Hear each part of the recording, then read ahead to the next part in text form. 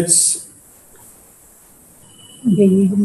theme is the issues related to minorities and marginalized sections of the society. In the earlier two sessions also, there were issues raised and the speakers spoke about the language or the management of the institutions, minority institutions, and heavily centralization of the policy. When the policy in its opening statement talk about equality, equality, and all those lofty claims, whether the policy stands for that or not, we need to scrutinize that as well.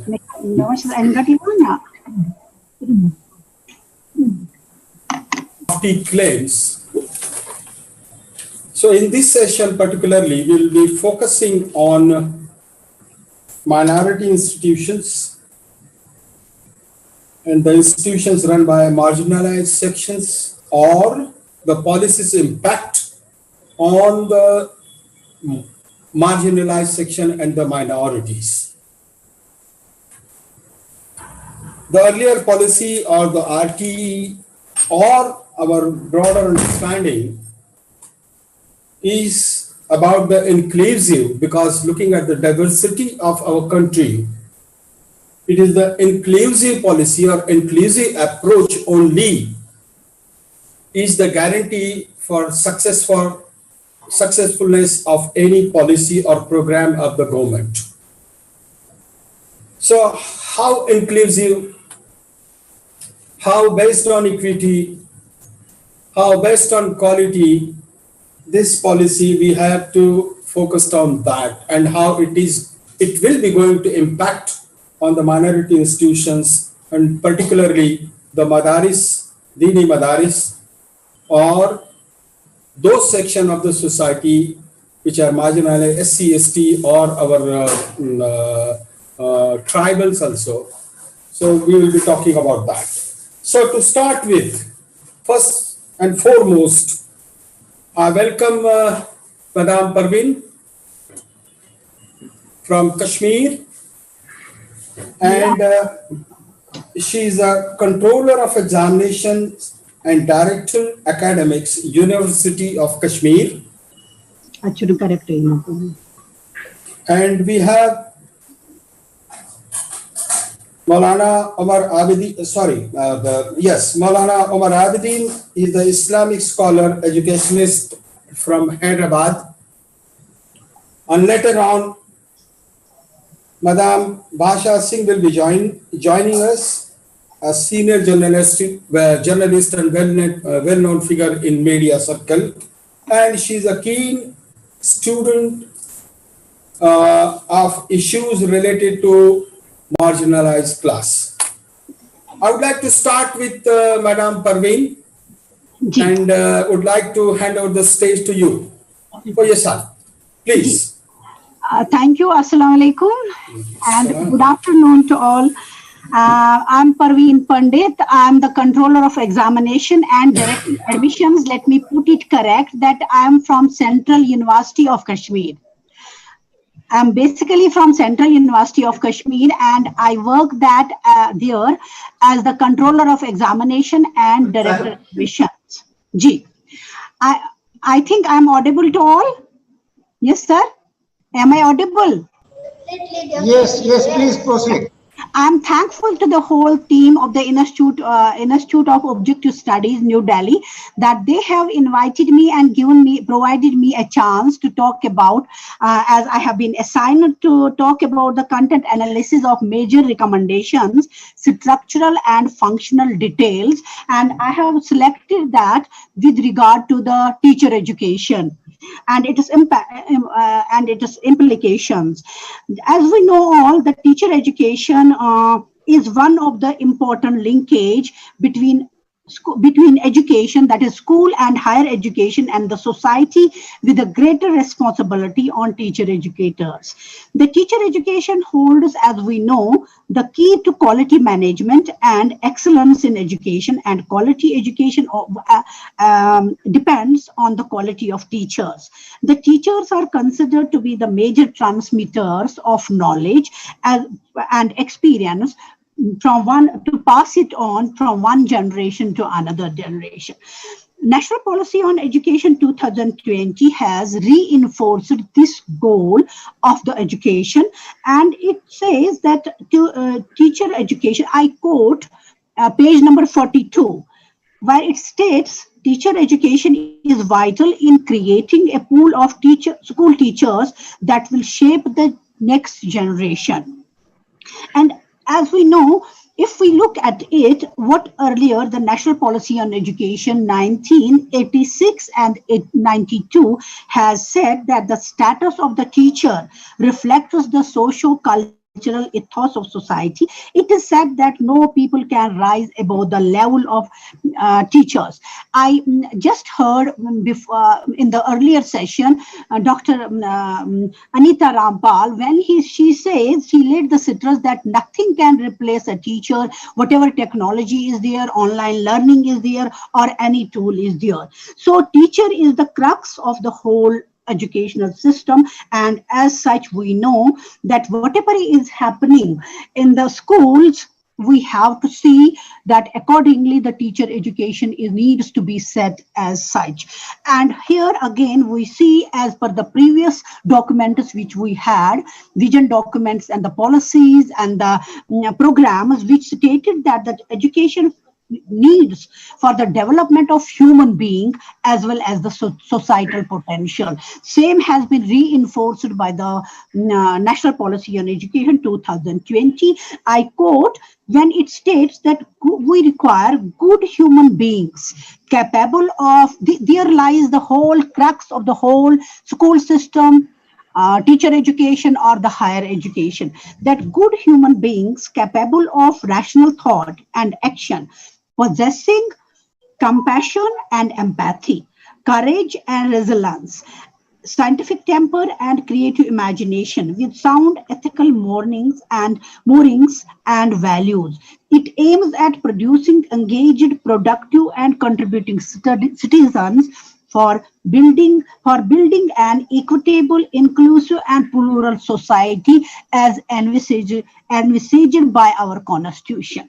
So what is our expectation from the document and as well as from the school education?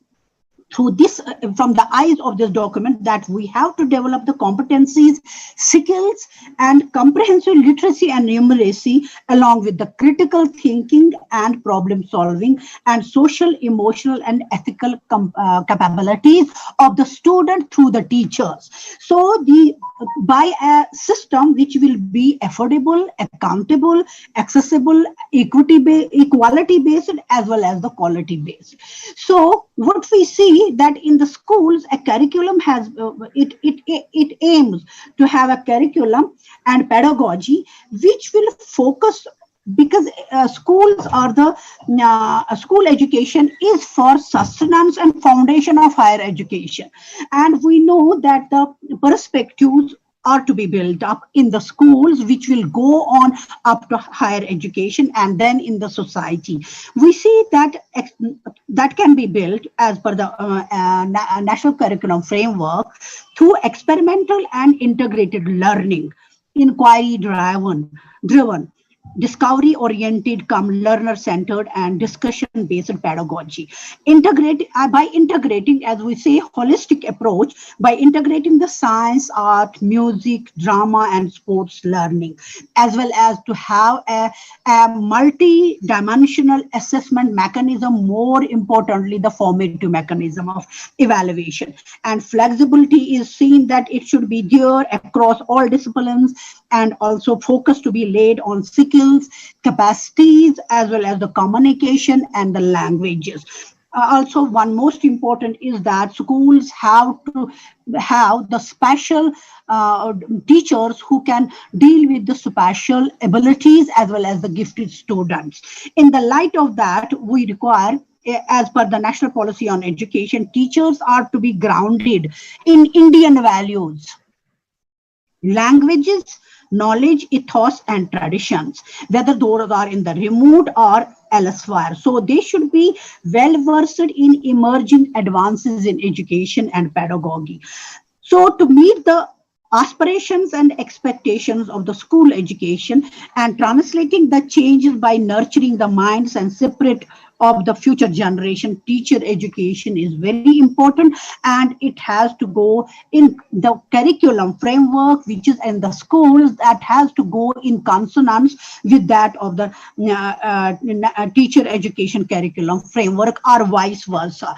Then we have to create a big pool of teachers, and as such, what we see that teacher effectiveness is required as per the national education policy, who should be having knowledge, understanding, ethics, and skills, and have a decent and pleasant, I quote, decent and pleasant service conditions. That is what we find in the national policy on education.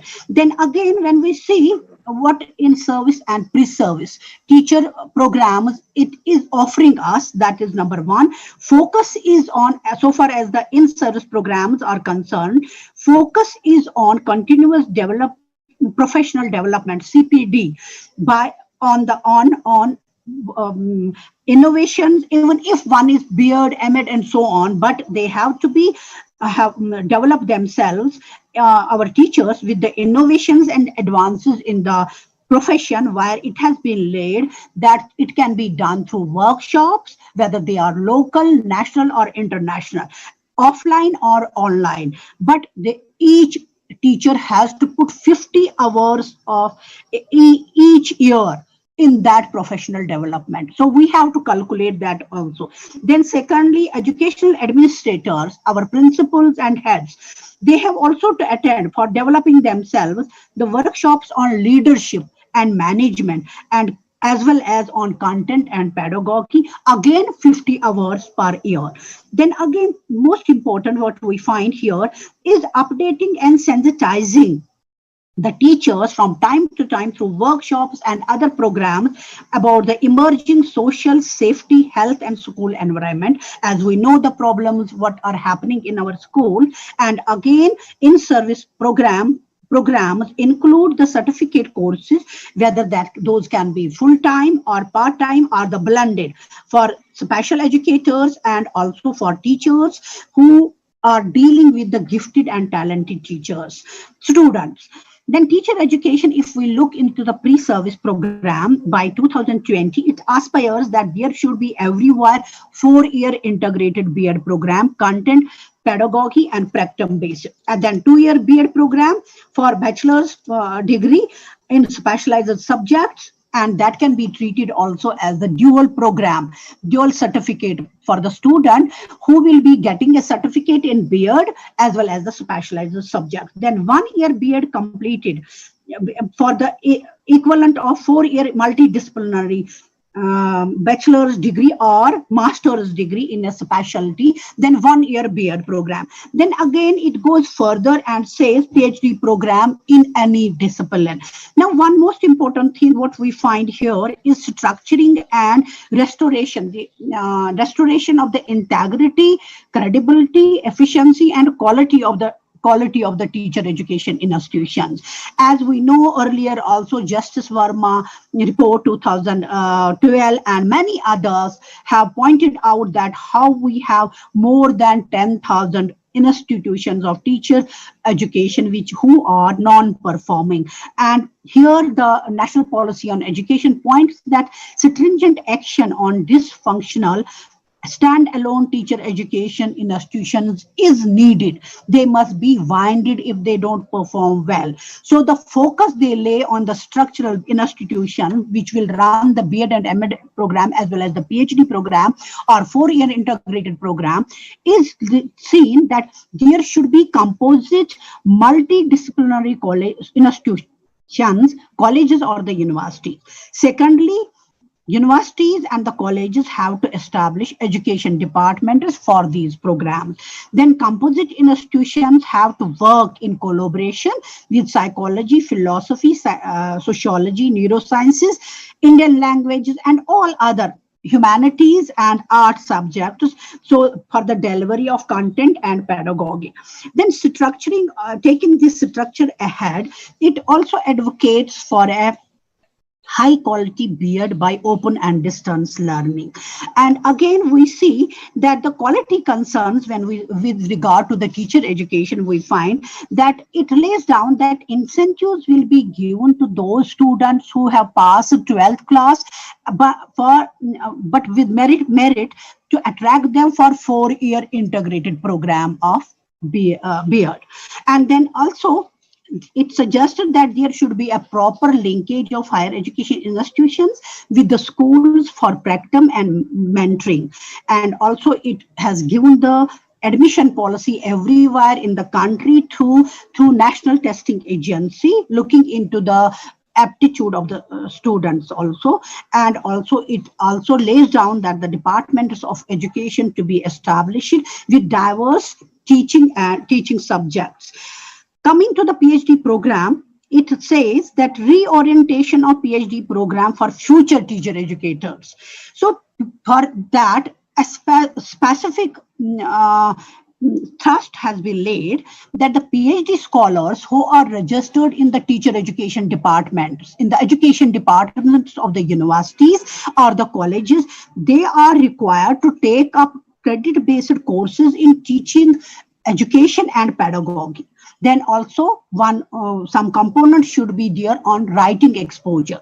Then also they should be prone to pedagogical practices and especially the curriculum designing, and also they should know about the credible assessment and evaluation, and also they should develop the communication skill.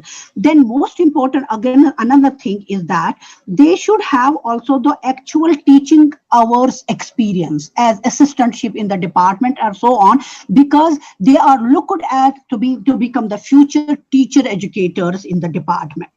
So many agencies have been found there in the document, which are the regulatory bodies which can be seen in future, where we see National Mission for Mentoring. It is a pool of seniors and retired faculty to for short-term and long-term monitoring and professional support to universities and colleges. It also lays down in-service continuous professional development of faculty of the teacher education institutions, offline and online, either through the technological platforms like Swam or Diksha. Again, it suggests for the National Assessment Center, PARAK, Performance Assessment, Review and Analysis of Knowledge for Holistic Development.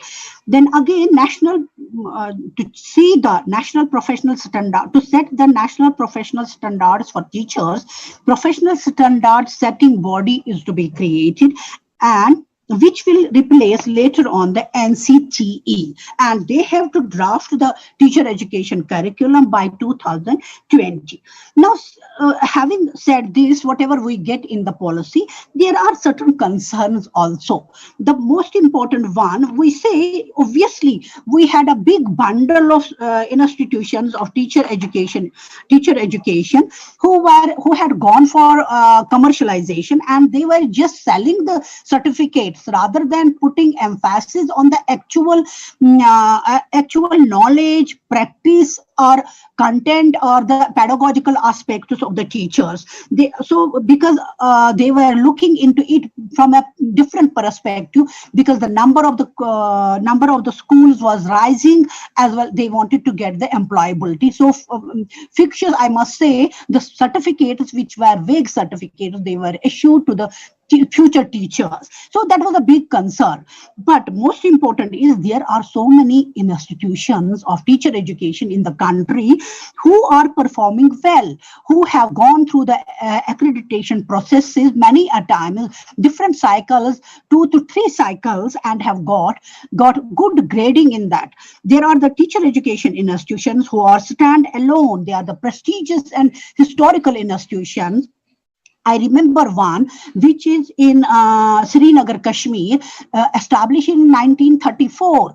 And you know, that time earlier they were having the teaching of agriculture, they were having the teaching of art, teaching of craft, whatever we find there in this policy, they were already doing that. Even the teaching technologies, different techniques adopted by elsewhere. And till recently, the post of agriculture, teaching of agriculture was there, teaching of music was there, and the art was there. So we have to see into it that let us not forget about the contribution, the role played by those stand-alone institutions who are prestigious, historical, and have the quality performance. So far as one most important point is that they have, as on this state, the faculty which is having, who are grounded in sociology, psychology, and other fields of education, or what we say problems and issues of the nation, as well as historical past of the nation. They are that, and as well as they are the subject specialists. They contribute more they contribute more that how to build a teacher in view of the content as well as pedagogy. They know, they have all those things. And second thing, they can have a liaison with those of the higher education institutions, colleges, or the university, where from they can have a collaboration. I think we have 2 minutes for you, madam. Yes, I'm concluding, sir. So second thing, what we see in terms of the collaboration and linkage of teacher education institutions as well as the interdisciplinary institutions, we have the apprehensions of diluting the professional nature of teacher education, because in our colleges we see that many of the departments are such who are having single faculty department of education, and that too not grounded in teacher education specialization. Then again, there is no mention of the lab schools or experimental schools. On one side, we want to have the PhDs with specialization in teacher education.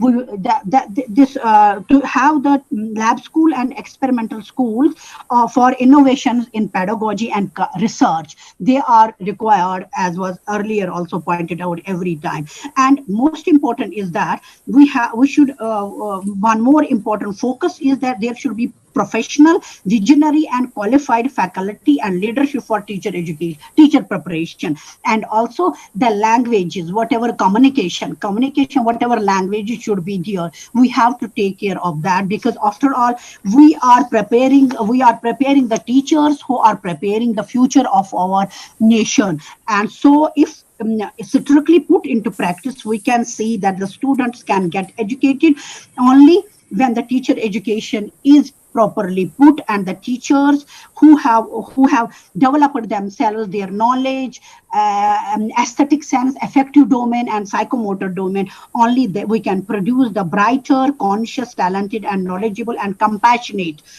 future generation of the country. Once the policy is implemented, we can have the citizens of tomorrow grounded in the national values, but with a global perspective. Thank you all. Thank you.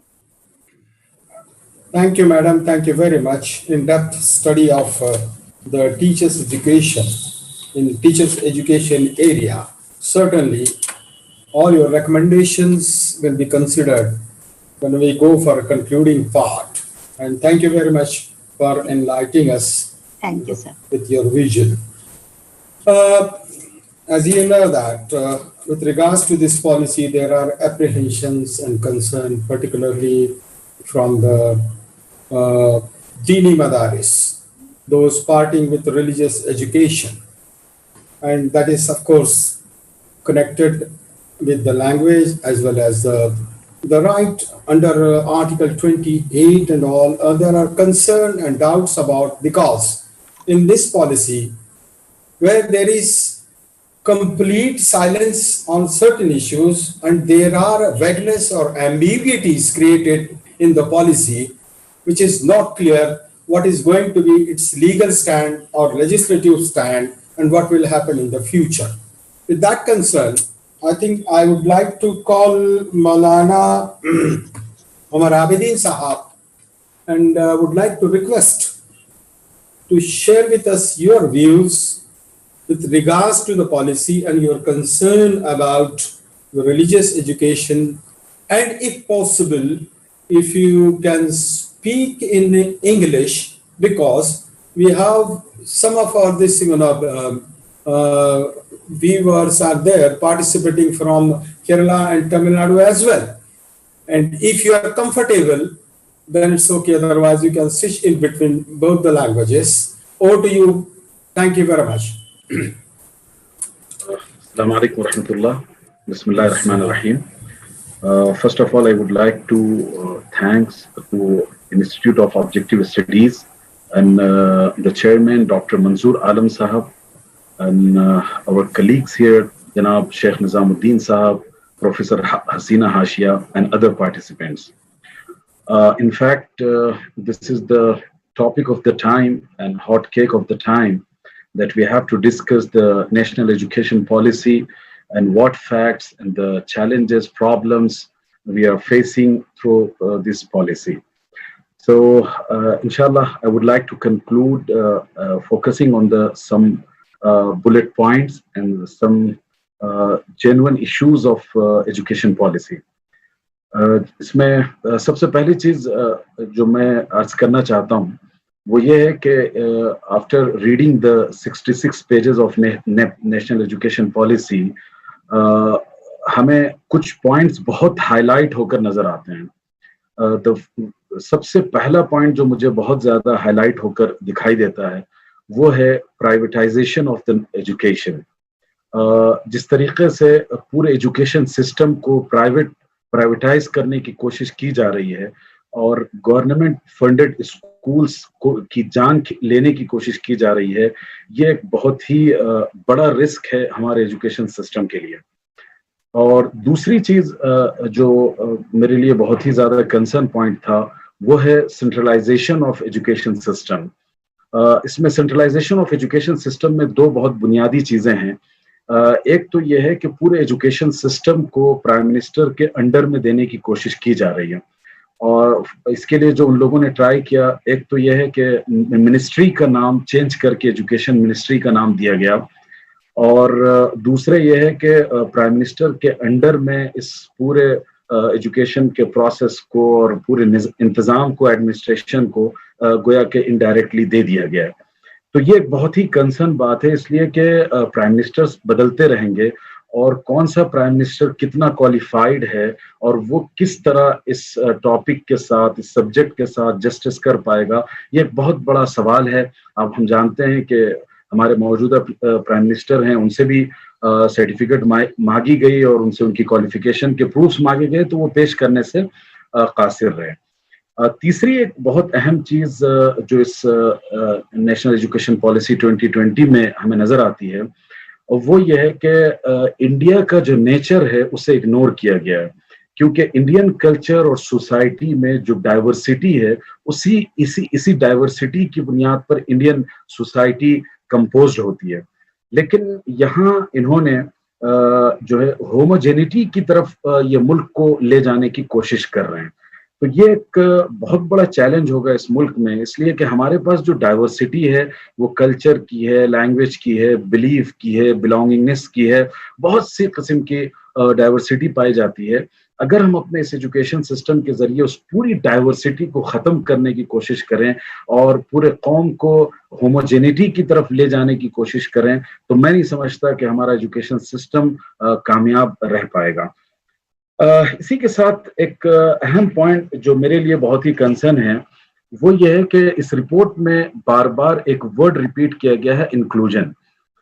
ये जो inclusion की term है ये पिछले 2011 से इसका बहुत ज्यादा इस्तेमाल रहा, बहुत ज्यादा इसे बोला गया, कहा गया और मीडिया के द्वारा इस पर बात की गई।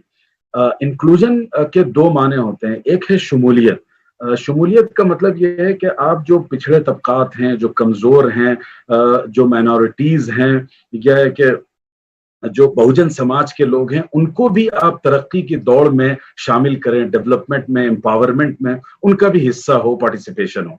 लेकिन ये जो इंक्लूजन एक टर्म है इंटरनेशनल लेवल पर भी यूज की जा रही है, यूरोप में भी और हिंदुस्तान में भी। यहाँ असल में it is inclusion versus equality है कि इक्वालिटी का जो हमारे पास तस्वुर है प्रीएम्बल ऑफ इंडियन कॉन्स्टिट्यूशन के जरिए हमें मिला कि हर इंसान के साथ इक्वली हम ट्रीट करेंगे, तो उसका तकाजा यह है कि हर इंसान को उसके राइट की बात की जाए, उसके हुकूक की बात की जाए। और ये जो इंक्लूजन की जो टर्म है इसका मकसद राइट्स की बात करना नहीं होता है। इसको समझने के लिए आप ऐसे कह सकते हैं कि आप बस पर सफर कर रहे हो और सारी नशिस्तें पुर हैं और आपने एक नए मुसाफिर को ऐड कर लिया, कहा कि तुम भी शामिल हो जाओ, तुम्हारे लिए सीट नहीं होगी लेकिन बहरहाल तुम खड़े होकर सफर कर सकते हो। तो ये जो इंक्लूजन है इसमें एब्सेंस ऑफ राइट की बात होती है। तो इस रिपोर्ट में बार बार इंक्लूजन के टर्म को इस्तेमाल किया गया है और जाहिर इसकी अपनी एक आइडियोलॉजी है। पांचवा पॉइंट जो इसके साथ मैं ऐड करना चाहूंगा इस एजुकेशन पॉलिसी के रेफरेंस में, वो ये है कि पूरी एजुकेशन पॉलिसी को जाफरानी रंग में, भगवा रंग में रंग दिया गया है। इसका अगर अंदाजा लगाना हो तो एक आरएसएस के एक विंग है भारतीय सेक्शन मंडल के नाम से, उसके जो यानी कि स्पोक पर्सन है केजी सुरेश, उनका स्टेटमेंट इंग्लिश अखबारात में बहुत ज्यादा वायरल हुआ और सोशल मीडिया पर भी उसे लिया गया। तो उन्होंने इस नेप के हवाले से जो अपना तासुर और उन्होंने जो कमेंट्स किए हैं वो बहुत ज्यादा काबिल गौर हैं। उनका स्टेटमेंट ये है कि 60 to 70% of our demand have been accommodated either directly or indirectly in the NEP, कि 60 to 70% जितनी डिमांड थी आरएसएस और आरएसएस की विंग्स की उनको अकोमोडेट कर दिया गया है इसमें, चाहे वो डायरेक्टली या इनडायरेक्टली। तो इससे आप अंदाजा लगा सकते हैं कि इस जो नेप बनाया गया है तो इसमें किसकी डिमांड पर और किसके रंग में इसको रंगने की कोशिश की जा रही है। और ये बात भी इससे भी आप वाकिफ होंगे कि 6 साल में ये रिपोर्ट बनाई गई और तकरीबन 34 इयर्स के बाद एक समझिए कि एजुकेशन पॉलिसी आई। तो इसमें आरएसएस विंग जितना ज्यादा और बीजेपी की जो सिस्टर ऑर्गेनाइजेशन है वो जितनी ज्यादा प्रोएक्टिव नजर आती हैं, वो बहुत ही हमारे लिए गौर व फिक्र की बात है। जैसे कि एक ऑर्गेनाइजेशन है शिक्षा संस्कृति उत्तरन्यास के नाम से, इन्होंने 40 नेशनल लेवल के बड़े बड़े सेमिनार रखे एजुकेशन पॉलिसी की ड्राफ्टिंग के लिए और उसके अपने सजेशंस के लिए। इसी के साथ साथ उन्होंने 6000 एजुकेटर्स के साथ, एकेडमिशियंस के साथ मीटिंग्स रखी और उनसे जो है एजुकेशन पॉलिसी पर इम्पैक्ट डालने की कोशिश की। इसमें एक और बात, ये एजुकेशन पॉलिसी जो बनी है इसके प्रोसेस में जो चीज एक और हमारे लिए चुभती हुई बात है कि इस 6 साल के पीरियड में 3 एजुकेशनल मिनिस्टर चेंज हुए हैं। स्मृति ईरानी बनी और फिर उनके बाद एक और वजीर आया और फिर तीसरे वजीर आए और खुद नरेंद्र मोदी और वजीर आजम इसमें शामिल रहे। तो मैं ये जो पॉइंट्स हैं, फैक्ट्स हैं, इसलिए हम बताना चाहते हैं कि इसमें एक खास रंग और एक खास लोगों का जो मिजाज है उसको शामिल करने की कोशिश की गई है। तो इसे नेशनल एजुकेशन पॉलिसी के बजाय अगर इसे नेशनल एक्सक्लूजन पॉलिसी करार दिया जाए तो कोई गलत नहीं होगा। अब इसके बाद मैं अपने कंसर्न जो हाइलाइट्स हैं, पॉइंट्स हैं, उसकी तरफ मैं आना चाहूंगा। ये अजीब बात है कि इस 6 साल की एक्सरसाइज में जब पब्लिक डोमेन में एजुकेशन पॉलिसी रखी गई और लोगों से सजेशंस रिसीव किए गए तो एचआरडी मिनिस्ट्री की वेबसाइट के मुताबिक 2.5 लाख 2.5 लाख लोगों के सजेशंस और प्रपोजल्स आए। उनके लोगों ने अपने अपने डॉक्यूमेंट्स भेजे, लेकिन उनका कोई भी इम्पैक्ट हमको नजर नहीं आता है एजुकेशन पॉलिसी पर। जो इम्पैक्ट नजर आता है वो आरएसएस संगठन और उस जैसे ऑर्गेनाइजेशन का। अब इसके बाद जो हमारे लिए कंसर्न है, जैसे कि जनाब शेख निजामुद्दीन साहब ने अभी कहा हमसे कि मदरसा के रेफरेंस में बात की जाए। जब नेप 2019 को हम देखते हैं 480 पेजेस का वो पूरी पॉलिसी थी, तो उस पॉलिसी में ہم دیکھتے ہیں کہ مدرسہ اور ریلیجیس ایجوکیشنل انسٹیٹیوشن کو باضابطہ مینشن کیا گیا تھا, 3-4 پیجز اس کے ریفرنس میں لکھے گئے تھے, اور انہوں نے وہاں یہ لکھا تھا کہ all religious educational institution should follow national curriculum. یہ بات انہوں نے وہاں ذکر کی تھی, اور مدرسوں کو ماڈرنائزیشن کی بات بھی کی تھی, اور مدرسہ اور مکتب کا ورڈ انہوں نے وہاں یوز کیا تھا. لیکن یہ جو پالیسی ہے اس میں سرے سے مدرسہ ورڈ نہیں آیا ہے, مکتب ورڈ نہیں آیا ہے. اس طرح کا کوئی بھی ٹرم جو ہمارے ریلیجیس ایجوکیشنل انسٹیٹیوشن کی نمائندگی کرتے ہیں اس کو بالکل ہی ختم کر دیا گیا ہے. اس کے مقابلے میں انہوں نے ایک الٹرنیٹ اسکول کے نام سے ایک ٹرم انٹروڈیوس کی ہے, الٹرنیٹ اسکولنگ یا اسکول کی ٹرم استعمال کی ہے. اب یہ الٹرنیٹ اسکول کیا ہوگا, کون سا ہوگا, گروکل ہوگا, مدرسہ مکتب ہوگا یا نہیں ہوگا, اس کی کوئی ڈیفینیشن نہیں بیان کی گئی ہے. مطلب اس پوری رپورٹ میں ایک بہت بڑا فیکٹر جو ہمیں نظر آتا ہے, ہائیڈ اینڈ سیک کا گیم کھیل رہے ہیں. کہیں پر کوئی نئی ٹرم انٹروڈیوس کر دی لیکن اس کا ایلابریشن, اس کا ایکسپلینیشن بالکل ہائڈ کر دیا, اسے اگنور کر دیا گیا. تو اسی طریقے سے یہ الٹرنیٹ اسکول یا اسکولنگ کی بات کی گئی لیکن پھر اس کے بارے میں کوئی ڈیفینیشن نہیں دی گئی, اس سے کیا مراد ہے. اب اگر ایک کنسرن پوائنٹ جو یہ ہے مدرسوں سے ریلیٹڈ, دوسری ایک اہم بات یہ ہے کہ الٹرنیٹ اسکولنگ کے بارے میں انہوں نے جو بات لکھی ہے اس میں یہ کہا گیا ہے کہ جو الٹرنیٹ اسکولز ہیں وہ اپنا کریکولم پڑھانے کے ساتھ ساتھ جو نیشنل کریکولم ہے وہ بھی پڑھائیں, اور اس کو پڑھا کر کوالیفائی کر کے وہ ہائر ایجوکیشن میں داخل ہوں. تو گویا کہ ابھی تک آپ نے دیکھا تھا کہ مدرسوں کی جو سرٹیفکیٹس تھیں ان کو کہیں نہ کہیں ان کا افیلیشن ہوتا تھا یونیورسٹیز سے. اردو ڈپارٹمنٹ ہے, اسی طریقے سے عربی ہے, پارشین ہے, ٹرانسلیشن ہے, ان سب اسلامک اسٹڈیز ہیں. ان ڈپارٹمنٹس میں ہائر ایجوکیشن میں مدرسہ سرٹیفکیٹ کی بنیاد پر مدرسہ اسٹریم کے طلبہ پہنچ سکتے تھے اسٹوڈنٹ. لیکن اب جو صورتحال ہے وہ یہ ہے کہ انہوں نے جو اس میں ورڈنگ کی ہے کہ جو الٹرنیٹ اسکولنگ کے اسٹوڈنٹس ہوں گے وہ جو نیشنل کریکولم ہے اس کو کوالیفائڈ کر کے ہائر ایجوکیشن تک پہنچ سکتے ہیں. تو اس سے کہیں نہ کہیں یہ انڈیکیشن ملتا ہے کہ وہ اب مدرسہ کی جو سرٹیفکیٹ تھی, اس کی جو مانوتا تھی, اس کا افیلیشن تھا, اس کو ختم کرنا چاہ رہے ہیں, اور انڈائریکٹلی یہ کہنا چاہ رہے ہیں کہ انہیں جو مین اسٹریم ایجوکیشن ہے اس میں آنے کے لیے بہرحال جو نیشنل کریکولم ہے اس کو کوالیفائی کرنا پڑے گا. تو یہ ایک بہت ہی کنسرن ٹاپک ہے, چونکہ آج سے نہیں آزادی کے بعد سے ہی مدرسوں کی سرٹیفکیٹ کو یہ ایفیلیشن حاصل رہا کسی نہ کسی درجے میں, اور جتنی نیشنل یونیورسٹیز ہیں, JNU ہو, جامعہ ملیہ ہو, علی گڑھ ہو, کشمیر یونیورسٹی ہو, ان سب میں مدرسوں کی سرٹیفکیٹ کی بنیاد پر مدرسہ بیک گراؤنڈ کے گریجویٹس کو تعلیم حاصل کرنے کا اور ہائر ایجوکیشن اچیو کرنے کا موقع تھا. اسی میں ایک اور کنسرن ہے جو خاص طور پر جو پچھڑے طبقات ہیں, SC ST OBC ہیں, ان کے کنسرن میں کہ دیکھیے اسکالرشپ کے لیے ابھی تک ایجوکیشن پالیسیز میں 2 اس کے لیے اسٹینڈرڈ بنائے گئے تھے.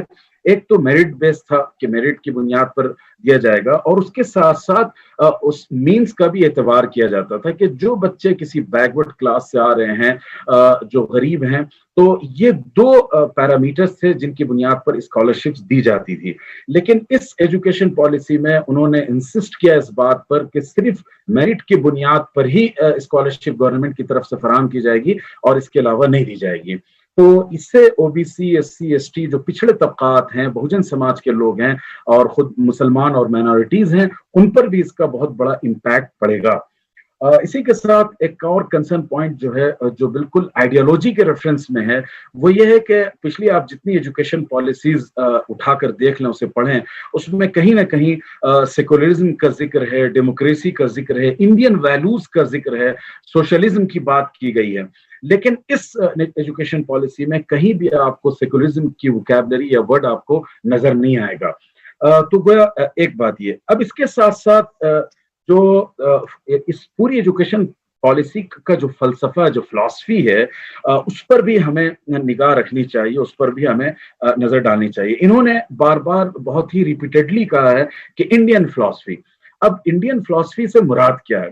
इंडियन फिलॉसफी क्या सिर्फ ब्राह्मणिज्म की फिलॉसफी मुराद है उससे, या उसमें बुद्धिस्ट हैं उनकी फिलॉसफी शामिल होगी, महावीर की फिलॉसफी शामिल होगी, मिडविल पीरियड के की फिलॉसफी भी शामिल रहेगी, मॉडर्न इंडिया, खासतौर पर मॉडर्न इंडिया में जो क्रिश्चियन इंस्टीट्यूशंस हैं, एजुकेशनल इंस्टीट्यूशंस, और उसके साथ साथ जो मदरसा एजुकेशन सिस्टम है, इन दोनों ने तालीम के फराहमी में, रोजगार की फराहमी में बहुत बड़ा कंट्रीब्यूशन किया है। तो क्या इनको इंडियन फिलॉसफी से अलग करके देखा जाएगा? तो गोया 12वीं सदी के बाद जो कुछ हुआ है उसको वो इंडियन फिलॉसफी नहीं कह रहे हैं। अब यहाँ इंडियन फिलॉसफी की जब बात की जा रही है तो इंडियन फिलॉसफी में क्या इक्वालिटी आएगा, टॉलरेंस आएगा, एक्सेप्टेंस आएगा, पीसफुल कोएग्जिस्टेंस आएगा या नहीं आएगा, इन तमाम चीजों को नजरअंदाज कर दिया गया है। तो ये आप समझ सकते हैं कि ये किस रुख पर इसे ले जाने की कोशिश की जा रही है। इसी के साथ साथ आपने देखा होगा कि जो प्रीवियस एजुकेशनल पॉलिसीज हैं उसमें फोकस जो है इनपुट पर था, कि इनपुट किस तरह डेवलप किया जाए, उसको एम्पावर किया जाए, इंफ्रास्ट्रक्चर को और टीचर्स को, उनकी ट्रेनिंग के प्रोग्राम्स हों, इसके ऊपर स्कॉलरशिप, इन चीजों पर बात की गई थी। और यहाँ इन्होंने बड़े गर्व के साथ ये बात कही है कि हमारा, और खुद ये प्राइम मिनिस्टर ने भी कहा कि हमारा पूरा फोकस आउटपुट पर है। तो ऐसा आउटपुट जिसमें इनपुट आपका पावरफुल ना हो, जहां इंफ्रास्ट्रक्चर ना हो, ट्रेन टीचर्स ना हो, रिक्वायरमेंट जो टीचर्स की है उतनी संख्या हमें टीचर्स की हासिल ना हो, और उसके बाद स्कॉलरशिप स्टूडेंट्स को न दी जाए, तो आप कैसे आउटपुट की उम्मीद रखते हैं? ये एक बहुत बड़ा मतलब ये कि सवाल है, और इलॉजिकल बातें ये लोग किए जा रहे हैं। इसी के साथ साथ आगे में बढ़ते हुए, जैसे बहुत से हमारे जो स्कॉलर्स थे, जो स्पीकर्स थे, उन्होंने पॉइंट कवर किए, तो मैं उन चीज़ों को नहीं चाहता कि उसे छेड़ूं। इसके साथ साथ इन्होंने जो, अच्छा एक और पॉइंट जो बहुत अहम है कि वजीर आजम ने, हमारे प्राइम मिनिस्टर ने ये ऑनलाइन एजुकेशन को भी इसमें शामिल किया है, और गोया कि उसको भी अब एक कानूनी हैसियत और दस्तूरी लीगल स्टेटस दिया जा रहा है। ऑनलाइन एजुकेशन के बारे में अभी हमसे प्रीवियस जो परवीन पंडित साहबा थी, शायद उन्होंने या उनसे पहले किसी स्पीकर ने बताया कि सेंट्रल यूनिवर्सिटी ऑफ हैदराबाद ने पूरा डेटा जमा किया और इस पर रिसर्च किया, तो उनके मुताबिक, उस डेटा के मुताबिक 25% लोग ही सिर्फ वो हैं जो ऑनलाइन एजुकेशन को अफोर्ड कर सकते हैं, उनको एक्सेस हासिल है, एंड मोर देन 75% जो पॉपुलेशन है, हमारे स्टूडेंट्स पॉपुलेशन, वो अफोर्ड नहीं कर सकती या उनको एक्सेस हासिल नहीं है। तो अब प्राइम मिनिस्टर साहब का जो स्टेटमेंट था कि हम ऑनलाइन एजुकेशन के जरिए से हिंदुस्तान के, इंडिया के एजुकेशन के मेयार को इंटरनेशनल लेवल पर ले जाना चाहते हैं। तो मसला यह है कि एक तरफ हम अपने आप को कहते हैं कि हम गुरु हैं एजुकेशन के, नॉलेज के, पूरी दुनिया के, और उसके बाद हम दुनिया से अपना कंपैरिजन करना चाहते हैं, ग्लोबल कम्युनिटी से। तो ये बहुत ही इलॉजिकल बात है। इसके साथ साथ इसमें कैपिटलिज्म के रेफरेंस में जो एक्टिविटीज जारी हैं, जो मैंने शुरू में कहा कि प्राइवेटाइजेशन करने की कोशिश की जा रही है, तो आप देखिए कि प्राइम मिनिस्टर ने एजुकेशन पॉलिसी का ऐलान किया, अनाउंसमेंट किया, और उसमें ऑनलाइन एजुकेशन की बात की। विथ इन फ्यू डेज जो गूगल के सीईओ हैं, उन्होंने रिलायंस के साथ ऑनलाइन एजुकेशन के ऊपर, रिलायंस इंडस्ट्रीज के साथ कई $1 मिलियन का मुआहदा किया है, और उसके जरिए से वो ऑनलाइन एजुकेशन को इंडिया में सपोर्ट करना चाहते हैं। तो ये जो ताने बाने हैं, ये आपस में मिलकर क्या इंडिकेशन दे रहे हैं हमें कि किस तरीके से पूरे एजुकेशन सिस्टम को फरोख्त कर दिया जा रहा है, इसे बेच दिया जा रहा है इंटरनेशनल लॉबी के साथ, और खासतौर पर जो सरमायादार तबका है उसकी मदद की जा रही है। इसी में एक कंसर्न जो मदरसों के रेफरेंस में खास तौर पर है कि इंटरनेशनल लैंग्वेजेस का जहां जिक्र आया, तो इंटरनेशनल लैंग्वेजेस में बहुत सी जुबानें शामिल होती हैं, लेकिन उसमें से अरबी को बिल्कुल माइनस कर दिया गया है, जबकि आप जानते हैं यूनाइटेड नेशन के मुताबिक عربی جو ہے وہ 5ویں نمبر پہ انٹرنیشنل لینگویج ہے اور جس کے بولنے والے لاکھوں نہیں کروڑوں انسان ہیں. اور اس ریفرنس میں دیکھیے کہ انڈیا کے جو عرب کنٹریز ہیں ان کے ساتھ جو ریلیشنس ہیں بزنس کے ریفرنس میں, انویسٹمنٹ کے ریفرنس میں اور اسی طرح امپلائمنٹ کے ریفرنس میں, اب بجائے یہ کہ ہم عربی پڑھاتے اس کو پروموٹ کرتے تاکہ امپلائمنٹ بڑھتا, انڈین جو اسٹوڈنٹس ہیں گریجویٹس ہیں ان کے لیے آگے چل کر بہت زیادہ مواقع ہوتے دوسرے ملکوں میں, اس کی جگہ پر انہوں نے جو ذکر کیا وہ تھائی لینگویج ہے. آپ جانتے ہیں کہ تھائی لینگویج جو ہے وہ اس کو بولنے والے چند لاکھ لوگ ہیں, لیکن اس کے باوجود اسے مینشن کیا گیا ہے اور عربی کو سرے سے وہاں سے مائنس کر دیا گیا ہے. اسی طرح سنسکرت بھاشا پر بہت زیادہ انسسٹ کیا گیا ہے, حالانکہ ڈیٹا یہ آتا ہے کہ صرف 25,000 یا لیس دین 25,000 لوگ ہندوستان میں وہ ہیں جو سنسکرت بھاشا استعمال کرتے ہیں, یوز کرتے ہیں, لیکن کروڑوں جو لوگ ہیں چاہے ہندو ہوں اور with due respect of all communities اس کا یوز نہیں ہے. تو اب اگر جو ہم سنسکرت بھاشا پر اتنا انسسٹ کر رہے ہیں تو اس کا آؤٹ کم کیا ہے, جبکہ آپ ایجوکیشن پالیسی بنا رہے ہیں آؤٹ کم بیس پر اور پھر آپ کہتے ہیں کہ ہم سنسکرت کو پڑھائیں گے اور سنسکرت کو کمپلسری کیا جائے گا, تو بھائی اس سنسکرت کے ذریعے سے کیا امپلائمنٹ ملے گا, لٹریسی میں اضافہ ہوگا, اس ملک کا کیا بھلا ہوگا, بزنس اور ٹریڈ کو کیا فائدہ ہوگا. اس میں کوئی شک نہیں ہے کہ جتنی لینگویجز ہیں وہ سب ہمارے لیے قابل احترام, ویری ریسپیکٹڈ ہیں. ہم خود اپنے مدرسے میں سنسکرت بھاشا کی ٹریننگ دلاتے ہیں علماء کو, مدرسہ اسکالرس کو, ایک بہت ہی یونیک اسٹیپ ہم نے لیا ہے, لیکن ہمیں اس کو دیکھنا ہے کی اکنامیکل سچویشن, سوشل سچویشن کے ریفرنس میں. تو اس لیے سنسکرت پر جو اتنا زیادہ انسسٹ کیا گیا ہے وہ بہت ہی مطلب یہ ہے کہ میننگ لیس ہے اور اس کا کوئی ریٹرن ہمیں آنے والا نہیں ہے. ایک آخری بات میں ایک آخری پوائنٹ اپنے ساتھ یہاں پر میں مینشن کروں گا, وہ یہ ہے اس میں بہت زیادہ انسسٹ کیا گیا نیشنل کریکولم فریم ورک پر. تو یہ جو نیشنل کریکولم فریم ورک ہے یہ پورا اینشنٹ انڈیا آئیڈیالوجی کے اوپر بیس ہوگا اور اس میں وہ تصورات جو پنچ تنتر میں تھے, ویلوز کے نام پر پنچ تنتر جیسی کتابوں کو یا ان چیزوں کو انٹروڈیوس کیا جا رہا ہے. ہسٹری کو مکمل طور پر بدل دیا گیا, اس کا پورا فیس چینج کر دیا گیا ہے اور اس کے ساتھ ساتھ جو ایک خاص آئیڈیالوجی ہے جس کو یہ برہمنی آئیڈیالوجی کہہ سکتے ہیں اس کو انٹروڈیوس کر رہے ہیں یہ قدیم تہذیب اور تصور کے نام پر. ایک آخری پوائنٹ جو اس میں ایڈ کرنا چاہوں گا وہ ہے جو SEDGs ہیں, یعنی کہ سوشو اکنامیکل وہ یعنی کہ ڈی ایڈوانٹیج گروپس جو ہیں, سماجی اور معاشی اعتبار سے جو ایسے ہماری کمیونٹیز ہیں ان کے ساتھ ایک بہت بڑا, جس میں SC ST OBC اور اسی طریقے سے ٹرانسجینڈرز بھی اس میں شامل ہوتے ہیں, ان کو ایک کمیونٹی بنانے کی کوشش کی جا رہی ہے اور کہا جا رہا ہے کہ ان کے لیے ایک اسکول زون بنا دیا جائے گا. تو یہ گویا انڈین سوسائٹی میں الگ الگ یہ جو طبقاتی نظام ہے, ریسزم ہے, اس کو ہوا دینے کے لیے یہ پالیسی گویا کہ اختیار کی جا رہی ہے. بہرحال میں اخیر میں ایک بات یہ عرض کرنا چاہوں گا, یہاں بڑے بڑے ایجوکیٹرز اور ایجوکیشنسٹ موجود ہیں. ڈاکٹر منظور عالم صاحب ہندوستان کے بڑے دانشوروں میں ان کا شمار ہوتا ہے.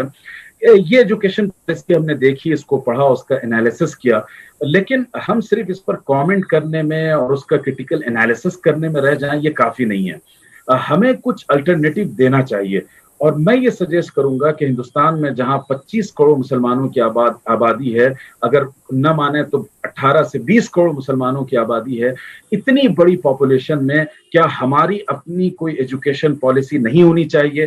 جماعت اسلامی ہے, جمعیت العلماء ہے, دیوبند ہے, ندوہ ہے, آل انڈیا ملی کونسل ہے اور پھر اس کے ساتھ جمعیت اہل حدیث ہے, بریلوی بھائیوں کی ہماری بہت سی نیشنل آرگنائزیشنز ہیں. کیا ہم سب مل کر اپنا ایک نیشنل ایجوکیشنل اپنی پالیسی بنائیں, اپنا ایک کریکولم بنائیں تاکہ ہم ان چیزوں کو ٹیکل کر سکیں اور کاؤنٹر کر سکیں؟ کیونکہ جس طریقے سے اس پورے سلیبس اور کریکولم کے ذریعے سے کلچر, تہذیب اور اس تمام تر ڈائیورسٹی کو ڈیمیج کرنے کی کوشش کی جا رہی ہے, تو یہ ایک بہت بڑا چیلنج ہے پوری انڈین سوسائٹی کے لیے اور مسلم کمیونٹی کے لیے. تو ہمیں اس کو سالو کرنے کے لیے, اس کو کاؤنٹر کرنے کے لیے کاؤنٹر پلان بنانا چاہیے اور اس کی روشنی میں ہم اپنے سفر کو ایک نیا رخ دیں بجائے صرف شکایت اور کامنٹ کرنے کے. मैं बहुत बहुत शुक्रिया अदा करता हूँ जनाब शेख निजामुद्दीन और तमाम पार्टिसिपेंट्स का कि आपने इतनी देर हमें झेला, बर्दाश्त किया, टॉलरेट किया। बहुत शुक्रिया। शुक्रिया बहुत बहुत मौलाना उमर आबिदीन साहब। झेला नहीं, हमने सीखा भी है, सुना भी है, और आपके बहुत सारे रिकमेंडेशंस हैं। तो जाहिर सी बात है, बुजुर्ग जो हैं या हमारे जो कोर इंटेलेक्चुअल्स हैं, उनकी सोच में ये सेंसिटिविटी ज़रूर रहेगी, मगर हिकमत का भी एक एंगल ज़रूरी है, क्योंकि आजकल जो माहौल हमारे मुल्क में है उसको देखते हुए हमें बड़े सावधानी के साथ और बहुत संजीदा होकर हमको कदम रखने पड़ेंगे। तो अब हम आगे बढ़ते हैं, और I think you resolve your issues technical madam Bhasha Singh, you are online now, your audio is okay, you please unmute yourself. Unmute yourself. We can't hear you. We can't hear you. That's wonderful. That's welcome to you. Welcome to you. We have had sessions and not many things were spoken on that. But when it comes to you particularly, journalism, an in-depth study of the marginalized class, the Dalits, the Adivasis, the scavengers, and the minorities as well. You have your own perception, your own angle to look at it. And certainly that is going to be critical so far NET 2020 is concerned. And as rightly said, that we are talking about the concerns, the ambiguities within, the vagueness of the policy. So we are certainly in a catch-22 situation whether to go with the policy and what will be the status of RTE Act which is prevailing, and its relation again going again top to the constitutional, the similar articles and the guarantees given to the citizens of India. So the whole gamut looks a little bit disturbed and confused, because there is an attempt, and it is established that it is more confusing than bringing clarity in the policy. So without wasting any time, and I hand over to you, the stage is yours, madam. Please. Thank you. And how much time I have? I think you can pull in for 15-20 minutes. Okay, thank you. That's enough? So, yeah, more than, yeah, because many things have already come.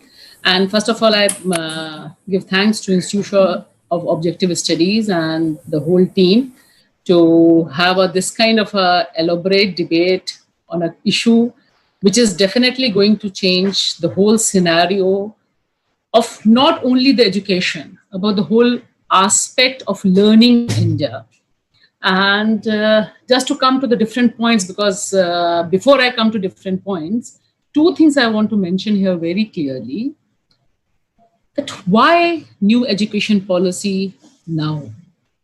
What is the agenda behind? What is the perspective behind? And I think almost who are participating, the driving force behind bringing this new education policy at this juncture is very much clear. And after reading the whole document, the way it has been presented, the way some words which seems to be very progressive, as if holistic education, there is no bar, you can move from one medium to another, and you can choose multiple streams, blah, blah. Many things are there, which has been the demand from the education sector for long. So these words are also, you can say, as a sugar, they have been spread over this whole new education policy. So if you see the first layer, you feel, oh, it's very progressive. This was the demand.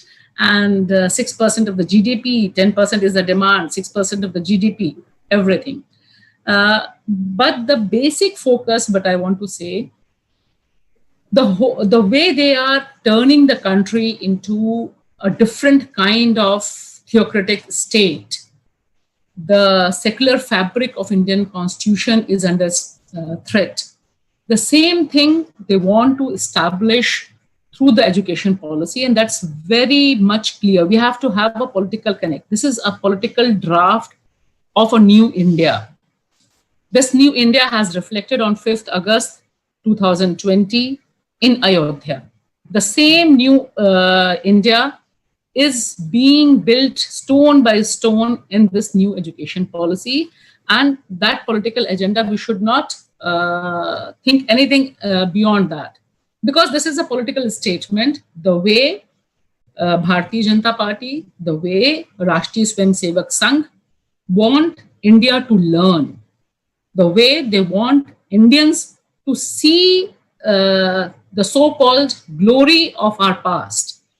And how it is possible? Because it's possible only when you build from this false presumption that so far what has been learned, whatever has been taught to us, was just a waste. There is no consideration of different processes which has happened in all these years.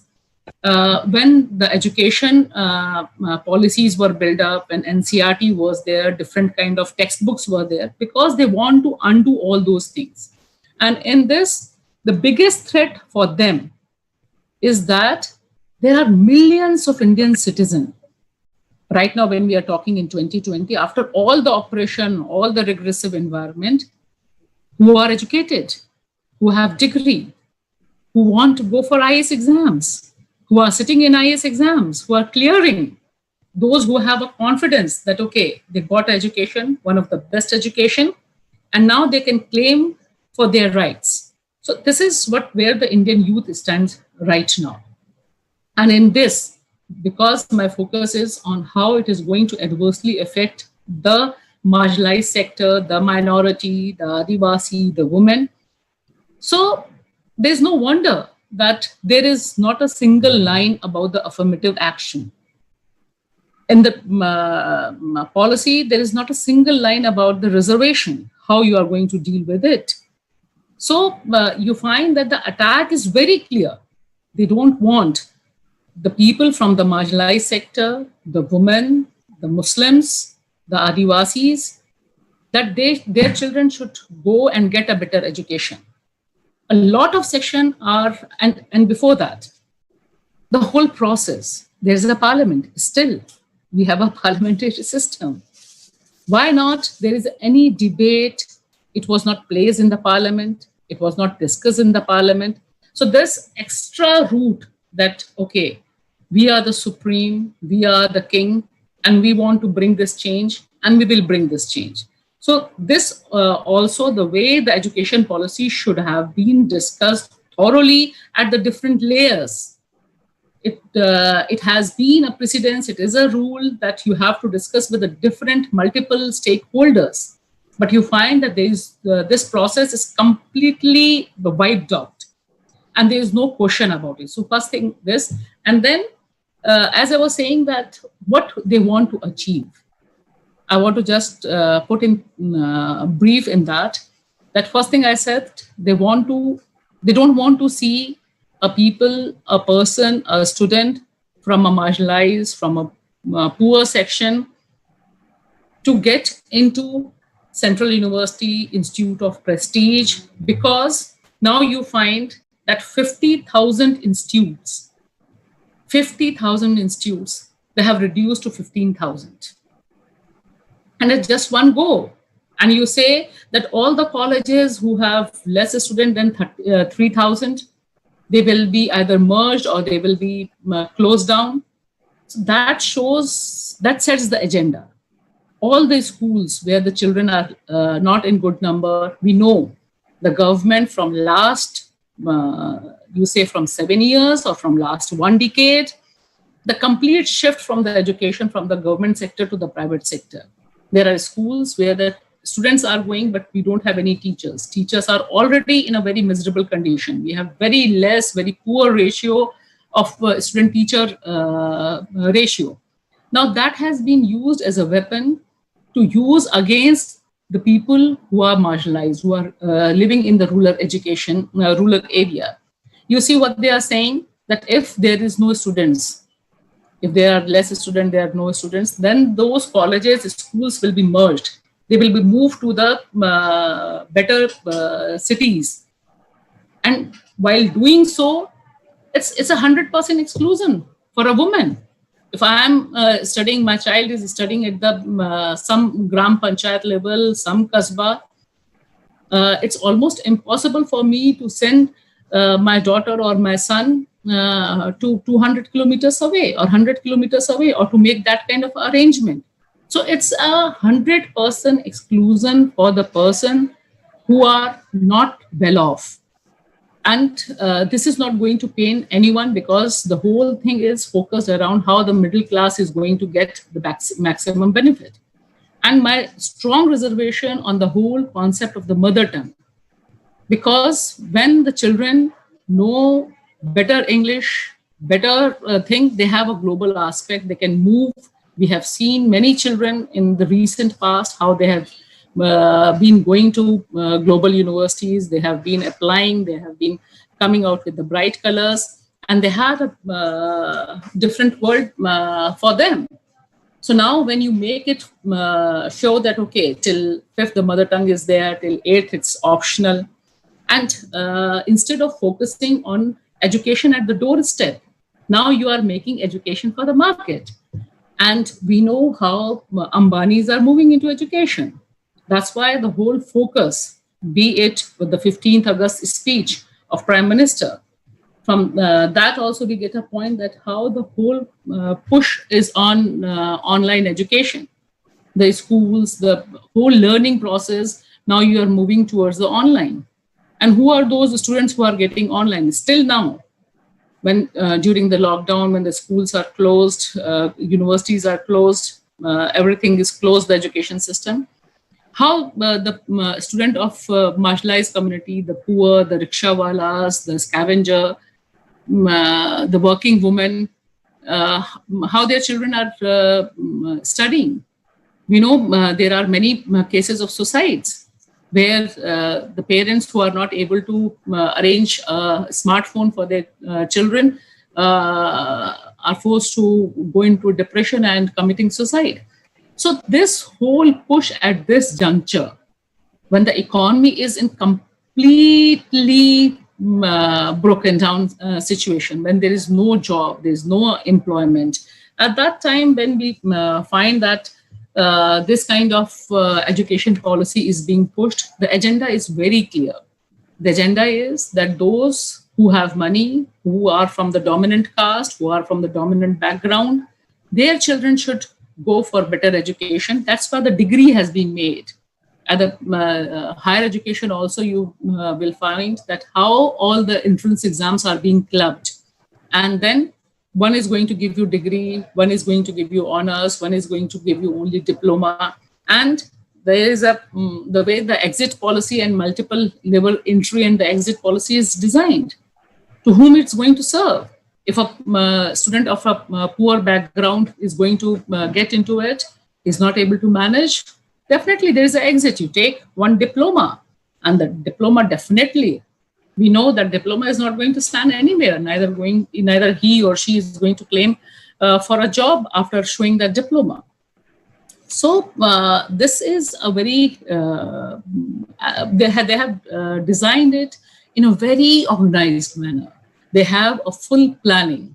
They want to change the whole learning process. And from some time, I think all of you who are hearing must have been noticing what kind of programs, what kind of WhatsApp message you are receiving on your mobile, on the social media, about the history, about the glory of the history. And we have 2-3 programs of the famous Sudhir Chaudhary. He is telling that history, whatever history we have been reading, is not the real history. That's what the RSS agenda is. They want a different kind of a history, and for that they have been working for very long, and that footprints in a very clear way we find in this new education policy, where we talk about culture. What's Indian culture?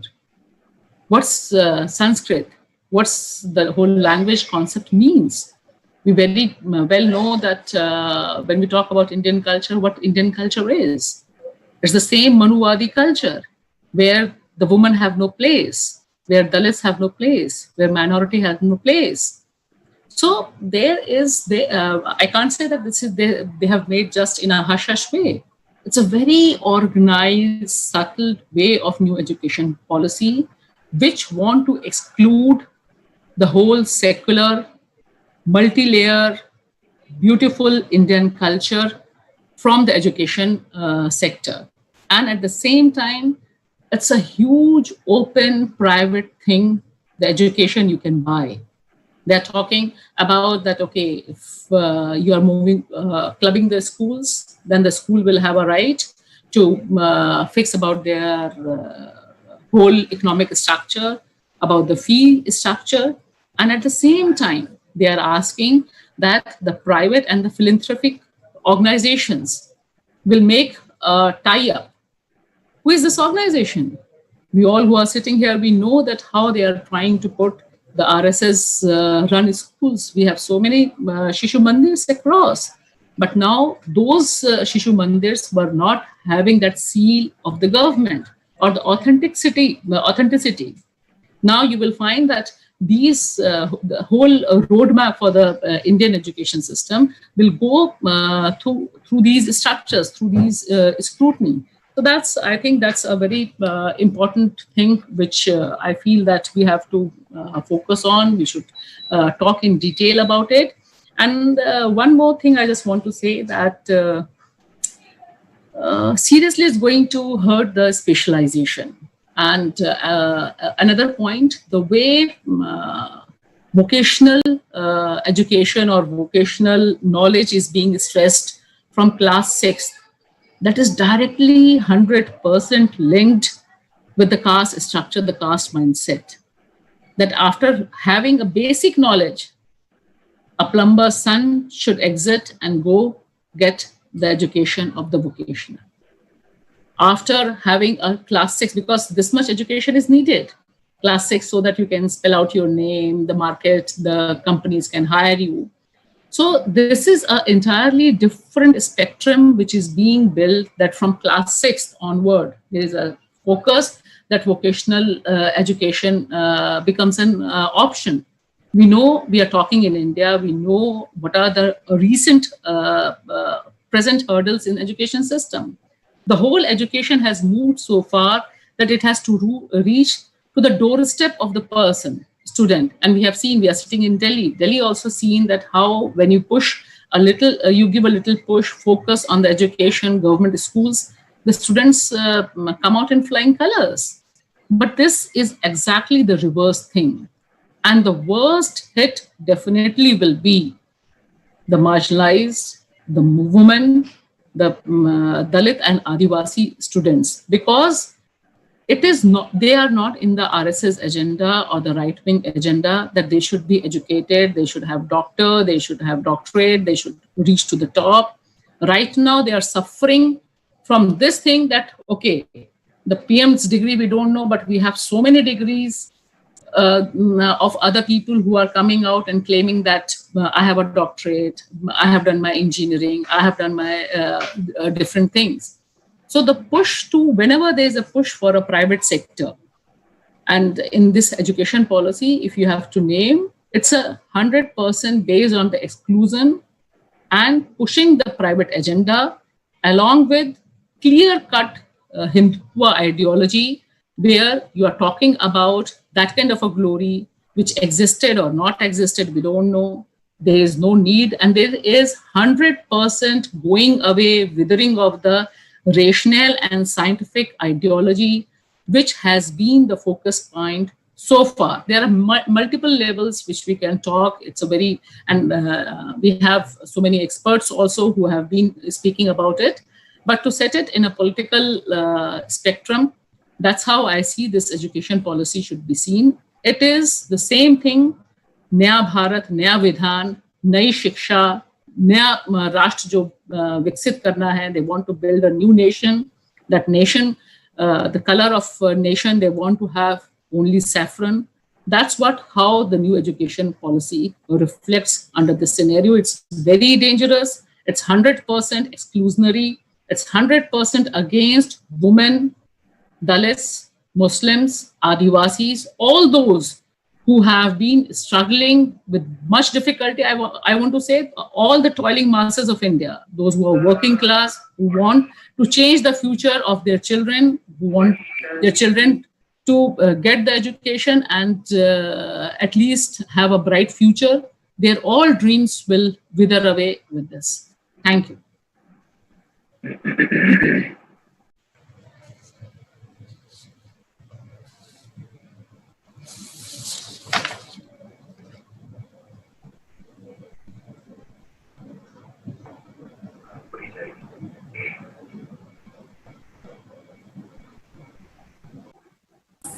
Okay. Thank you very much, madam. It's much focused with clarity.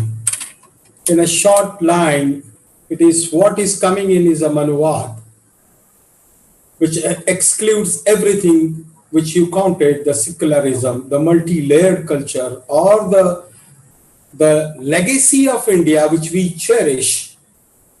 And if that is the case, then that punctures the very lofty claim at the opening of the policy that it is inclusive, and with equity. Equity in what? I don't know. They don't have an answer to that, but we do have the answer to that. There are very many questions. I'm going to club in together in my this thing, so that I can just communicate on behalf of the participants.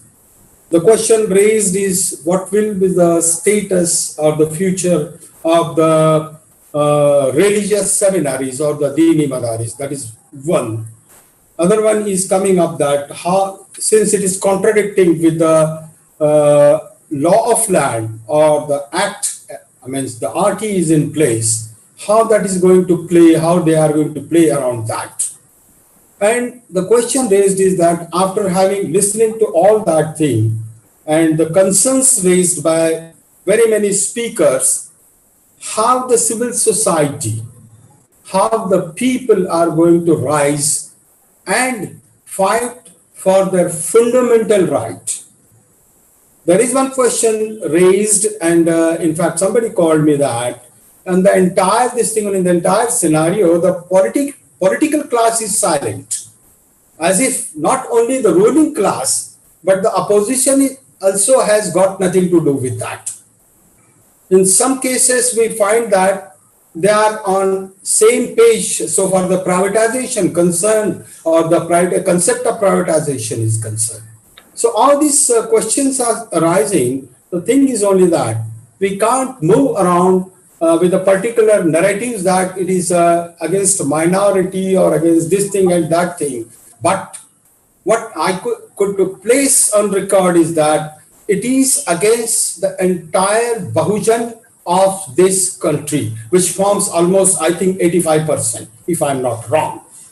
In that case, it is really now important to think about the strategy and the way forward, how we are going to work out, even if it is a policy, even if it is not going to the parliament, even if they are not going to get the approval of the parliament, the attestation from the highest body of the country, how they are going to push it. And is there any room to challenge this policy at any stage where we can, as a people, as the masses, as a pressure group, force the government to reconsider the steps they have taken? It's difficult, I know, as you explained, that it is not simply coming out of blue, it is meticulously worked out a strategy, a long thinking with so many intellectual injections, so many intellectual scholarship investment in that, and with the help of the tools of the power, they're going to thrust it upon the masses. So definitely we are going to meet again and again and discuss on that, because I think still we have a time. If we don't have a time, but still we have a time, we can find out a time. Thank you very much, madam. So we are at the end of the session, and the questions are raised. If anybody is there to ask any more question, please do that.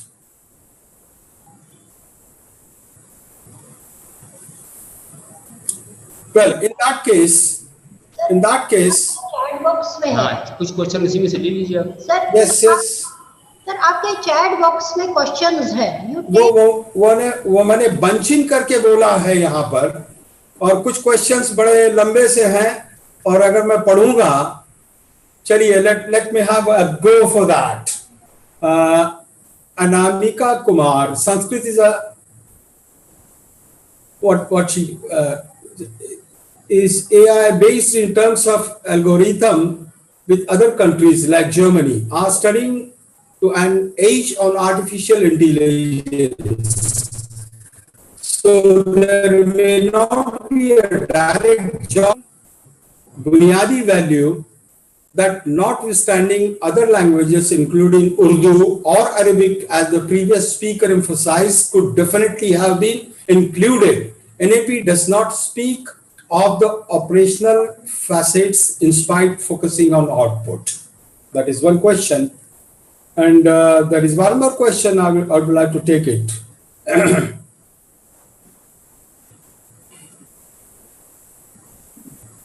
Well, it is about the digital divide versus social divide. The subject, Madam Bhasha, you will love it. Dozens of articles have been written on the shortcomings of the technology-based learning, TBL.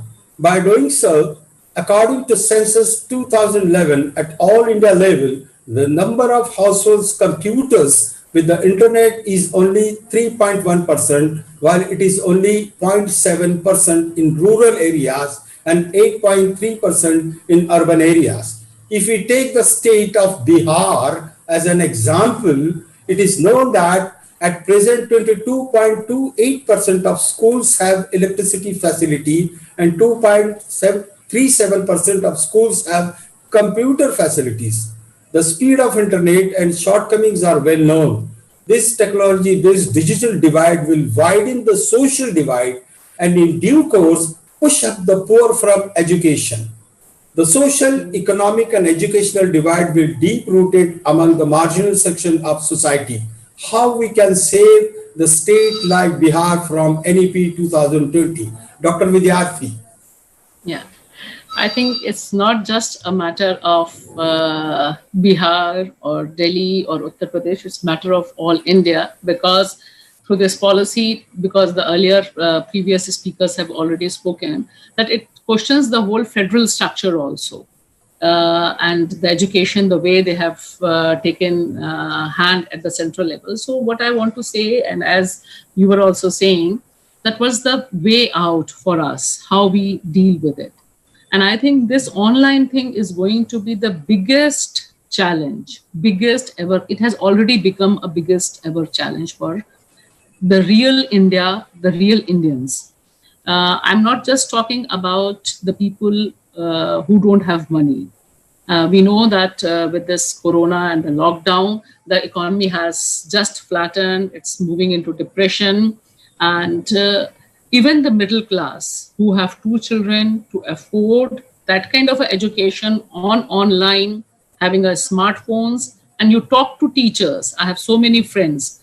They were telling me it's almost impossible to continue education online on the WhatsApp. This is not the mode of education, but what I feel that from this new education policy, there is going to be a huge push to the online education because the big capital is interested into that. And we know Ambani, how much he's going to put a focus, try to do money into that. So this is one of the biggest challenge, I think. We know about the electricity, we know about the connectivity, we know how much you have to pay for that. And at the same time, we know right now when we are talking, a major portion of India is under flood. People are losing their life, their household, everything. So when we are talking about the online education, are we not thinking about the Northeast? Are we not thinking about Bihar? Are we not thinking about the whole portion which goes under huge natural disaster or this calamities, how it is going to have the way? One thing which I feel, the only hope lies here that we, the people of India, because everything is being sold to us in the name of nation.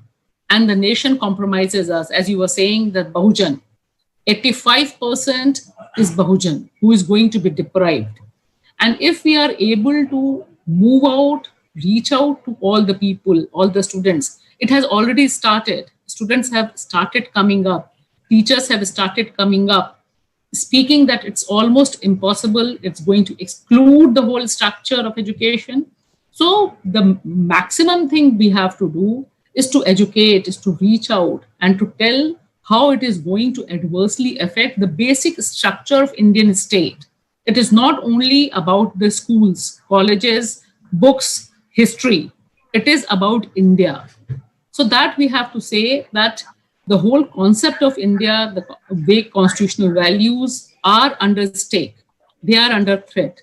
So if we are able to equate and put that kind of thing, and definitely I 100% agree that the political vacuum has given them so much power that they are touching each and everything as if it's a matter of toys. They are playing with the lives, with the education. So here we have to put as a social group whatever we can do. So I think that's really important. Here we have to intervene, reach out also to the maximum. Thank you. ये इसका mute करें भाई ये कोई TV था शायद. Right. Thank you very much, madam. There are one more question coming. It's on my this thing on a mobile, and it says that it's a good attempt by Institute of Objective Studies that on such a important issue they are conducted series of webinars and talking about the discriminative policy which excludes and not particularly the minorities but the marginalized class. But unfortunately what I'm looking is that there is no surge of concern within the Bahujans or from the Dalit class or the marginalized class, or there is no movement, looks like. Whereas we need to coordinate and cooperate jointly to fight against this discriminative policy. So how we are going to do that without the proper understanding amongst the Bahujans and the NGOs and other stakeholders? Just one thing I want to put here before I take leave from you, that you see how they are moving. They are one of the worst people at the level of idea who believes in exclusion. But when they talk about inclusion. The language, you see the dichotomy. They believe in exclusion, but when they talk about Samagra Bharat, Akhand Bharat. But the problem is that when we talk from the perspective that how it's going to affect women, how it's going to affect Dalits, how it's going to affect Muslims, how it's going to affect blah, blah, blah, Adivasis. So I think we also need to change this strategy that you should not be concerned only because you are a Hindu or you are a Muslim. I should not be concerned only because I am Dalit or I am Adivasi. I should be concerned because this is going to ruin the basic education structure for all the Indians. It's going to have an impact at a national level. And all the Indian citizens are going to be affected by it. So if we are going to have that national perspective, that it is going to ruin the education structure of Bihar, of Tamil Nadu also, of Kerala also, of Maharashtra also, of Dalits, Adivasis. So that holistic attitude, when we are going to put as our agenda that this policy is against India, it is not only against Muslims, it's not only against Dalits, it stands against India. It's the whole concept is against the concept of India. Bharat ke vichar ke khilaf yeh neeti khadi hai. That, I think that should be our attitude when we move out in our pamphlets, in our speech, that this is against our constitution. As you said, nobody is talking about RTE. It's against RTE. RTE talks about opening the school at the doorsteps, having more and more enrollment. Here you are talking about dropouts. You are not concerned about dropouts, not a single line about dropouts. You are having an exit policy. So that I think that we need to clearly push in our strategy when we are building a strategy, how inclusive we can be at the level of when we are going to believe, when we are going to channelize, we are going to write. So I think it's going to help in that matter.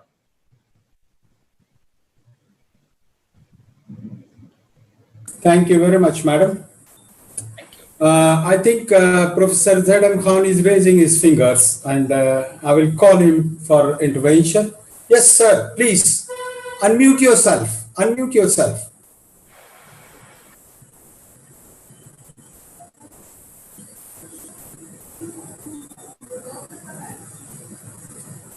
Unmute करें आप.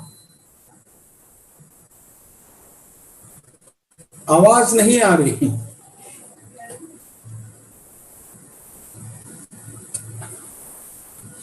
आवाज नहीं आ रही. Unmute करें आप. हाँ साहब.